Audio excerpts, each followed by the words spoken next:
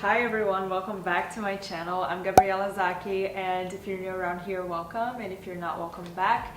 Don't forget to hit subscribe and give this video a thumbs up if you like it in the end. This video was so highly requested by you guys on Instagram, and especially after I launched my ebook. You guys have always a lot of questions about monetizing Instagram. How much money can you make as an influencer or as a content creator? So I decided to do this video to just clarify all the questions that you guys might have around the subject and just hopefully help you guys out. I'm gonna try and dive deep into as much detail as I can about all things influencer or creator career.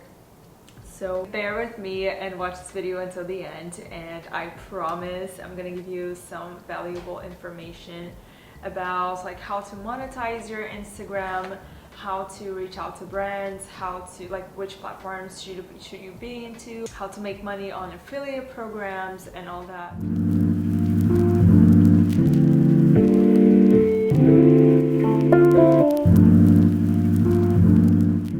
So judging from all the comments that I receive on my Instagram and all the DMs that you guys send, this is still a career that has a lot of mystery around it. Not many people know the value that we bring to the table when we're working with brands and stuff. I thought I would make this video to just also clarify that to people who don't know why we make money, because the how, I think it's pretty obvious by now. We make money working with brands and through commissions on our affiliate programs, but I think what people don't really understand is why influencers make money nowadays. A short answer to that would be because we help generate sales and brand awareness to the brands that work with us. For example, a brand is coming to the US and they want to launch their product here, so they don't have an audience here yet. So what they do is that if they have the budget to do so, they will buy that audience through the influencers. And obviously there are so many creators around there that will just advertise basically just anything. Any brand that offers them some money, they will work with the brand and advertise the product to their audience. But a good part of us are definitely not like that and work with brands that we genuinely love and products that we genuinely use. And that's why not many people manage to stay in this career for the long run, because to stay in this career you really need to have the trust from your audience, if that makes sense. I think this in a nutshell is the why brands pay us to advertise their products, and also not only to get to our audience that they do that, but also to get access to the content that we create. A lot of brands that, for example, another silly example, brands that are not based here in New York sometimes will want a New York City background in a photo that they might want to use on their website, on their email marketing, or on their social. So what they do, instead of hiring a ginormous team of people to do a photo shoot here in the city, they will hire people like me and other creators who will create all that content for them. They will send a few pieces for us to photograph in the background that the client wants and send them the images in high resolution so they can use wherever they want to use to sell their products. So that's another use of our work. And the obvious reason is to generate sales directly. And the easiest way for brands to track that would be through the swipe up links on Instagram stories that we use. But there's also links that go on our websites and on our YouTube channel YouTube video description boxes and whatnot. So there are so many different ways that influencers can generate sales for brands, and I think this pretty much sums up the why brands work with influencers. It's an industry that's growing so fast. I think I get a lot of questions from people on Instagram just asking is it too late to be an influencer? Is the market oversaturated? And my answer is always there's always place for you if you're bringing in a unique point of view, because nobody wants more of the same. Nowadays we see so many people doing basically the same things and trying to be the same kinds of person that fit a certain aesthetic, and I think we had enough of that, of people trying to fit into aesthetics.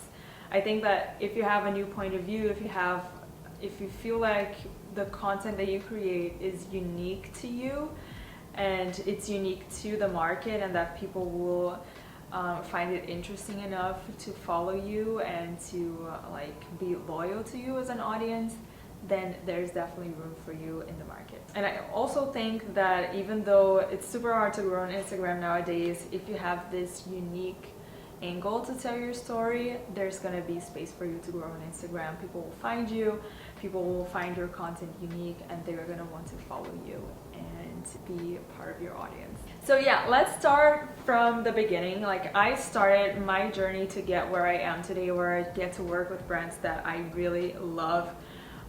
Took a long time. I've been doing this since 2013. For a lot of people, that happens very fast, and you know, like, sometimes success can come overnight to some people. That wasn't my case. I worked really hard to get where I am today. I started in 2013 in Brazil, when I used to live in Brazil. And I started out with a blog in Portuguese. I used to work for a big multinational company in the beauty industry. So I left my job there thinking, oh my God, I have so much information around the beauty industry, and there are just so many things that people don't know about beauty products, about skincare, and you know, I had all this knowledge that I wanted to share, and that was my angle. Not many people at the time, you know, it was 2013, like the blogging industry was kind of like starting out, and not many people were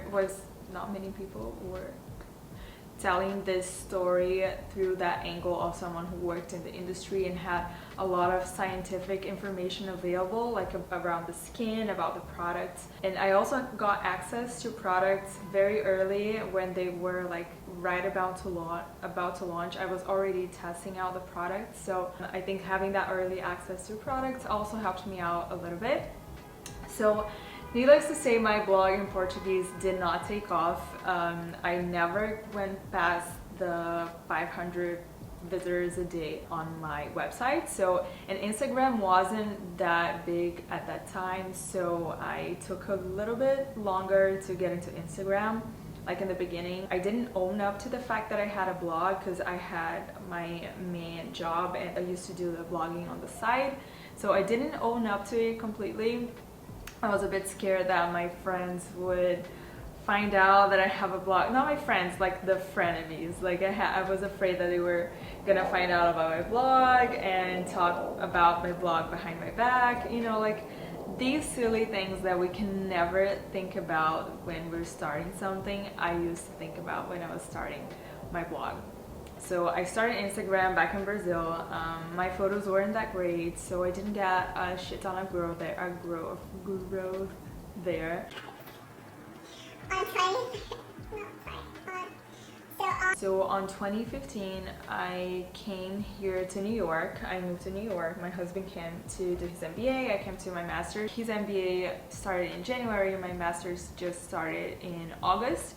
So I had like so many months that I had just like all this free time in my hands. I was not allowed to work legally. I was on student visa here yet.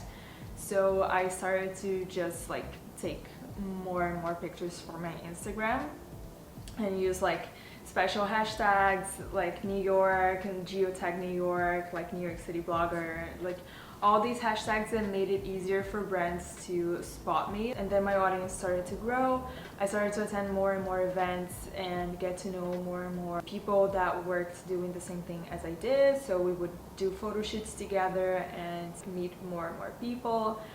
Get to know people that worked in the agencies. So then when I started to be able to work, and that was in 2018, I already had like kind of like a network of people laid out already that helped me get paid projects quicker than if I was starting out. So let's get to the numbers now, because I think that's the part that you guys are curious to know about. So in my first year being able to work legally here in the US, I signed with an agency. But I signed with the agency in June, I believe. My figure for the year of 2018, which is when I started, was not already like three digits like it was on 2019, but if it followed the trend that I had on the second part of the year, it would have been, because things moved pretty quickly after I signed with an agency, and it was also a time where my audience was growing on a faster pace, even a faster pace than it is growing today. On that first year working with the agency, half of the year, my total revenue for my business was something around 40K, I want to say 40 or 50K, and that was gross. That was not including the management fee that my agency charged, and also like all the taxes. This is so important when you want to be a freelancer or like a content creator. You need to put your money aside for the taxes. The last thing you want to do, especially here in the US, is not pay taxes to the IRS, otherwise you're...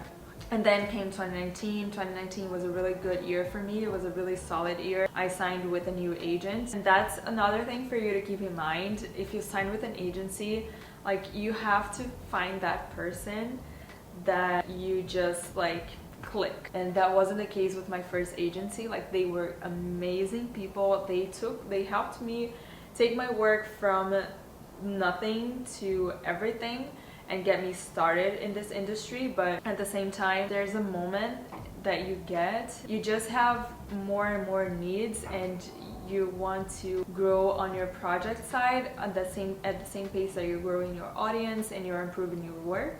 So I felt like they could not dedicate a lot of attention to my account anymore, the attention that I needed. So I signed with another agent, and we clicked right away. She was like, I was one of the very few girls that she was managing. She was just starting out with her agency.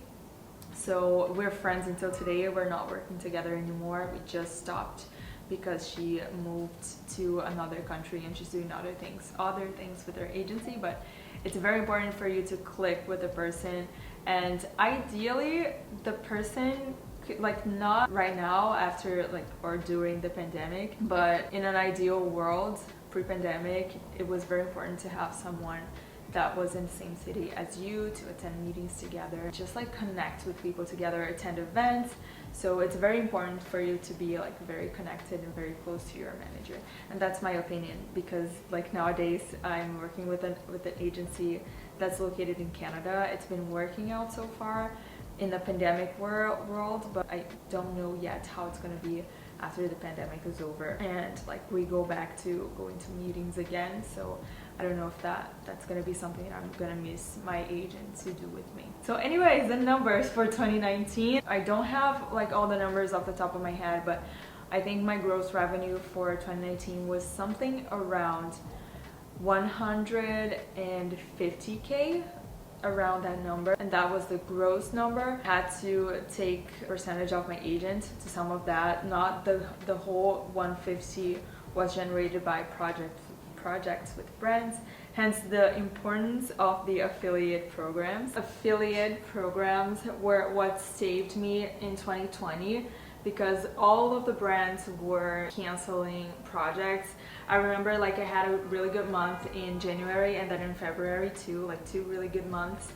And then in March I had tons of projects lined up, and I even had shot one project, and right on the posting day I had just posted the post, and I just realized that the swipe up link wasn't redirecting to just like anywhere, and I decided to like call my manager. And she was like, well, they just called me and they said that they're gonna push back the project. And then I had another project also that was an event appearance, and that obviously got canceled too, as COVID like started to spread here in the city. So after these 2 projects, like the one that got pushed back ended up never happening. So I ended up being 3 months without a single project, wondering what the hell am I gonna do to my life right now? Like, I had this as a career for so long, and I know that happened to so many people, and I'm so grateful to just have like a roof over my head during these like really tough times. But it was a period of time that I was wondering, like, can I continue to do that for the long term? But then like 3 months later, brands started to adapt, and they went back to doing influencer projects. But one thing that I noticed, and hence the importance that I can't stop reinforcing of affiliate programs, after those 3 first months of the pandemic, the brands that went back to doing influencer projects, they are 100% focused on conversions. So if you have an affiliate program, just make sure that you use your links, make sure that you're always posting products that have trackable links, because brands are going to request that data. They have been requesting that data before they close they close project deals with me. So they are so focused right now on conversions rather than the brand awareness that they sometimes would want. So yeah, I think that it's extremely important if you're gonna work as a creator, just be a part of an affiliate program and use your links. Use your trackable links so you can track how much you're converting. So that's one thing that brands started to adapt after these 3 first months of the pandemic. But other than that, projects pretty much normalized for the rest of 2020. If you're starting to work as a creator, do not worry. 2021 is being even better than 2019, at least for me. Like on my side, I can assure you that brands are still dedicating a lot of their budget to influencer projects. Now for the tips on how you can monetize your Instagram following or your TikTok following or YouTube, whatever presence that you have. First of all, I always recommend to people that are consulting with me, and I say that on my ebook too, it's very important for you to have a blog, and I can't stress this enough. If Instagram goes on a blackout again, like it did like at least twice or 3 times in the past 2 years, it's gone. Like the business, everything that you've been building on Instagram would be gone if Instagram went on a blackout or if your account got hacked. All your business would be gone. So don't put all your eggs in one basket. Build a blog, preferably a self-hosted blog with your own domain. Update it constantly. Make sure that you put all your affiliate links there on your blog. Reward Style is an amazing affiliate platform. You need to apply for it, but I don't think it's too hard to get accepted inside the platform. You just need to have a site, a website, and an Instagram following that's authentic. It doesn't have to be a huge following. Make sure that you put all your affiliate links there, update it constantly, work on your SEO, and build a Pinterest strategy for your blog, because that's gonna drive massive traffic to your website as well. And make sure you choose a niche, at least at first. Like focus on one thing. I know it's so hard. Nowadays I don't focus on a niche myself, but I build like kind of like an audience that's interested in a whole lifestyle sphere.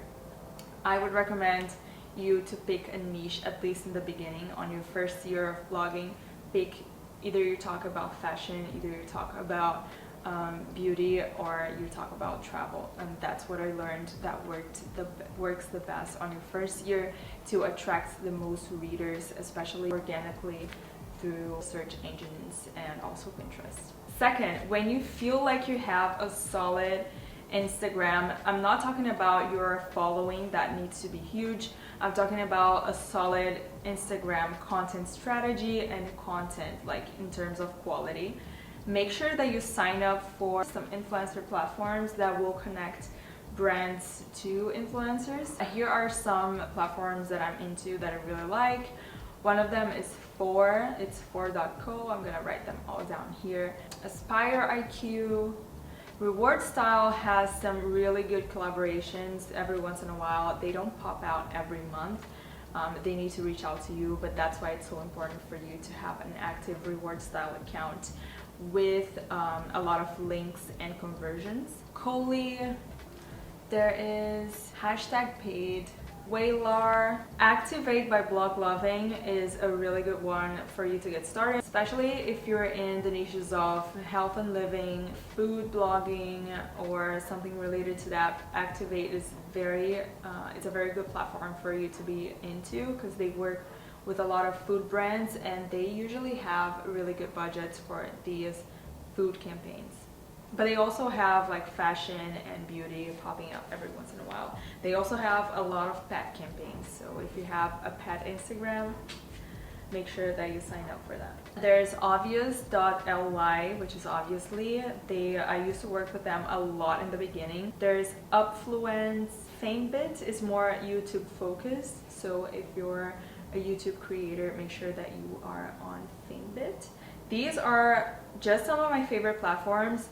You can, if you research influencer platforms on Google, it's gonna give you so many results, so make sure that you do that. Also, another thing, like, don't be shy. If you don't have a huge following on Instagram, don't be shy. If you trust your content and if you trust the angle that you're telling your story, make sure that you reach out to brands and pitch them ideas of content, of projects, activations that might be good for them, and that you can be a unique person to take part in this campaign. And, you know, throw in your rates for the deliverables that you're suggesting, and, you know, go from there. Don't be shy to pitch yourself to brands and to invite people from PR agencies that you know work with brands on paid campaigns with influencers. Invite them for coffee, maybe not during the pandemic, but once everything's over, invite them for coffee. One thing that really used to help me out back when I was pitching, I still do pitches nowadays, but most of this work is with my agency now, but I still pitch sometimes. But what I used to do to organize myself back when I was pitching brands without an agency, I used to have a spreadsheet. I used to put on this spreadsheet all the brands that I would love to work with, like brands that are feasible and brands that are my dream brands. And then I go on LinkedIn and try to find the person who's responsible for either marketing or influencer marketing or PR on that brand, or digital marketing too. In some companies, like, they don't have specific position for influencer marketing people. Find these contacts on LinkedIn, fill your spreadsheet with their first and last names, and then you're gonna go to a tool called hunter.io. That's a website, and that's also a plugin for Google Chrome, I think, but I usually use their website. And you're gonna choose the company, put the first and last name of the person, and that tool will guess the person's email. And that's a really, really cool trick that I learned, because sometimes, like, the contact at thebrandname.com will just not take you to the right person. And imagine you're receiving these, like, tons of emails every day through that contact at thebrand.com, and one email comes through your personal email and has, like, your name written on it. You're gonna immediately pay more attention to the email that says, like, "Hi Lisa," rather than "Hello." It's, like, super impersonal, and, you know, the chances that the person is gonna read are way higher when you use their names. So yeah, this is my tip for pitching. I also, like, on my website, I'm gonna leave the link down here, also has some templates of media kit and email pitches that you can get. I really recommend, like, if you're starting out, to get a template of a media kit and an email pitch template. So yeah, I think these are my main tips, and I hope that I could give you guys kind of an insight of how this career works, and how to make money as an influencer or as a creator. I don't like the name influencer. I think everyone's an influencer, but you're a creator that's also an influencer. What's going on here? Welcome to New York. So yeah, I hope that you guys could get a really good overview of how things work, and I hope you got some valuable tips too on how to start monetizing your blog or your Instagram, like monetizing your reach and your influence. If you want to get more down to the last tiny detail, I have my ebook that's available. I'm gonna put the link, like, right here on the description box. I really hope you liked this video, and if you like this video, please don't forget to give it a thumbs up. It means the world to me. And also, don't forget to subscribe to my channel to always stay up to date whenever I upload a new video, which I do twice a week usually. And don't forget to follow me on Instagram. I'm Gabriela Zaki. I'm gonna put the handle right here for you guys to see. So yeah, I'll see you guys on the next video. Hope you liked it, and hit me up with any questions that you might have around this topic here in the comment box, or also feel free to DM me on Instagram. I always try to reply to all my DMs, so you will be answered. Bye!